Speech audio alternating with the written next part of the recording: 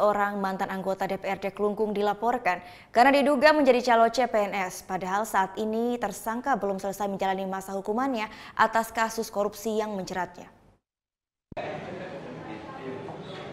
Belum selesai menjalani vonis hukuman kasus korupsi, seorang mantan anggota DPRD Kabupaten Klungkung, Wayan Kitchen Adnyana kembali tersandung kasus dugaan penipuan penerimaan CPNS. Kasus ini bermula ketika salah seorang korban dari Desa Jaham, Kabupaten Bangli melapor ke Polres Klungkung lantaran ditipu dijanjikan menjadi PNS oleh tersangka. Sebagai syaratnya, korban diminta menyetorkan uang senilai 175 juta rupiah pada 2015 lalu dengan iming-iming menjadi PNS di Rumah Sakit Mata Provinsi Bali. Namun 2 tahun berlalu, janji manis tersangka belum juga terpenuhi hingga korban akhirnya melapor ke pihak kepolisian.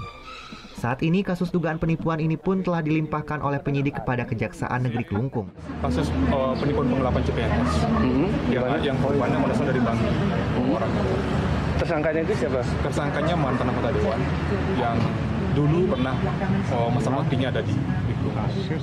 Sebelum dilaporkan dalam kasus dugaan penipuan penerimaan CPNS, Wayan Kitchen Adnyana saat ini masih menjalani masa hukuman selama 16 bulan karena divonis bersalah korupsi dana bansos fiktif senilai 200 juta rupiah.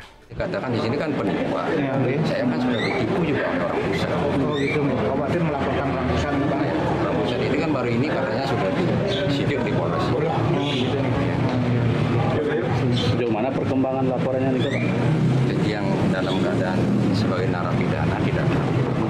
Jika terbukti bersalah, mantan politisi Partai Gerindra ini akan dijerat pasal 378 dan pasal 372 KUHP tentang penipuan dengan ancaman hukuman maksimal 4 tahun penjara.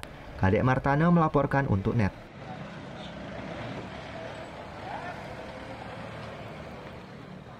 Oh yang beneran? Iya, oke. Tapi gue pernah. Nah, udah kan nonton beritanya? Jangan lupa di-subscribe, di-like, dan juga di-komen ya akun YouTube dari Net Bali. Terima kasih udah subscribe. Yang belum, jangan sampai lupa. Di sebelah sini nih. Subscribe.